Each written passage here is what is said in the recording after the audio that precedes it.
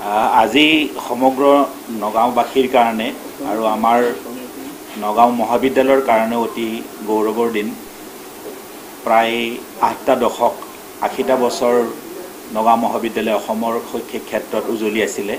এইখন এখন ঐতিহ্যমণ্ডিত মহাবিদ্যালয় আছিল। কিন্তু আমাৰ সকলোৰে সুখৰ কথা যে আজিৰ পৰা এইখন মহাবিদ্যালয়ৰ পৰিৱৰ্তে বিশ্ববিদ্যালয়ত উন্নীত হ'ল। আমি সকলোৱে গৌৰৱবোধ কৰিছোঁ। আৰু বিশ্ববিদ্যালয়খনৰ প্ৰথম উপাচাৰ্য হিচাপে ইয়াত মই যোগদান কৰি মই যথেষ্ট আনন্দিত, গৌৰৱান্বিত। আমি আশা কৰিম যিসকল দূৰদৰ্শী উদ্যোক্তাই এই পবিত্ৰ জ্ঞান মন্দিৰৰ আৰম্ভণি কৰিছিল, তেখেতসকলৰ যি দৰ্শন, যি আদৰ্শ আমি বৰ্তাই ৰাখিব পাৰিম। বিশ্ববিদ্যালয় হ'ল মানেই আমি মহাবিদ্যালয়ৰ সমস্ত দৰ্শন আলিবাটটো বাদ দিম এনেকুৱা কথা নহয়। আজিৰ এই পবিত্ৰ মুহূৰ্তত মই এই পবিত্ৰ শিক্ষানুষ্ঠান আৰম্ভ কৰা প্ৰতিগৰাকী ব্যক্তিলৈকে মোৰ গভীৰ শ্ৰদ্ধাঞ্জলি জনালোঁ। যিসকলে ইয়াত সেৱা আগবঢ়াই গৈ আজি নগাঁও মহাবিদ্যালয়ক এই পৰ্যায়লৈ আনিছিল, যাৰ কাৰণে অসম চৰকাৰে বিশ্ববিদ্যালয় পৰ্যায়লৈ উন্নীত কৰিলে, সকলোলৈকে মই শ্ৰদ্ধা জনাইছোঁ। যিসকলে আজি ইয়াত কাম কৰি আছে, আমাৰ মৰমৰ ছাত্ৰ ছাত্ৰীসকল, যাৰ শ্ৰম আৰু ঘামৰ বিনিময়ত নগাঁও বিশ্ববিদ্যালয় হ'ল, সকলোলৈকে মই আন্তৰিক ধন্যবাদ জনাইছোঁ।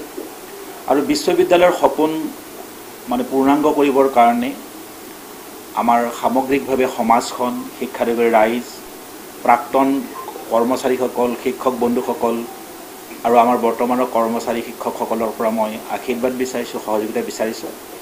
আমি গভীৰ আশাবাদী যে নগাঁও বিশ্ববিদ্যালয় কেৱল এখন শিক্ষানুষ্ঠান হিচাপে আমি নাৰাখিম, এইখন এখন প্ৰকৃতাৰ্থত ছ'চিয়েল ইনষ্টিটিউশ্যন, সামাজিক প্ৰতিষ্ঠান হিচাপে গঢ়ি তুলিবৰ কাৰণে চেষ্টা কৰিম।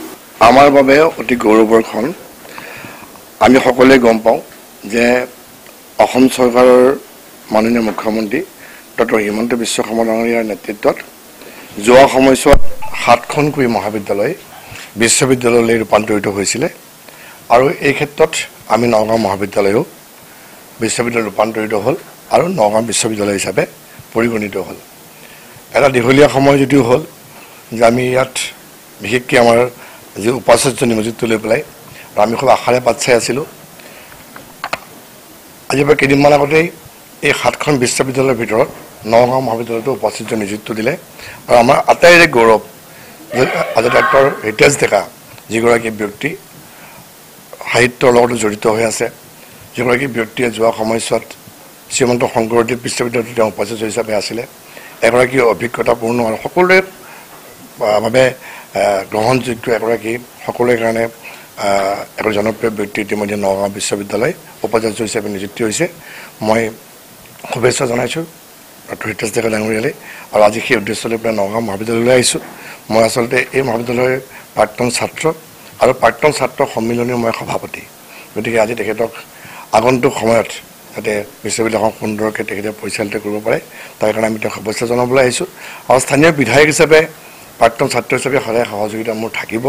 কাৰণ এইখন যিখন কলেজ, এতিয়া বৰ্তমান বিশ্ববিদ্যালয়, আমাৰ কাৰণে এটা জ্ঞানৰ মন্দিৰ স্বৰূপ। সদায় আমি গৌৰৱ অনুভৱ কৰোঁ আৰু আশা ৰাখিছোঁ নগাঁও মহাবিদ্যালয় আগন্তুক সময়ত মধ্য অসমৰ প্ৰাণকেন্দ্ৰ স্বৰূপ সকলো ক্ষেত্ৰত যাতে আগবঢ়াই লৈ যাব পাৰোঁ।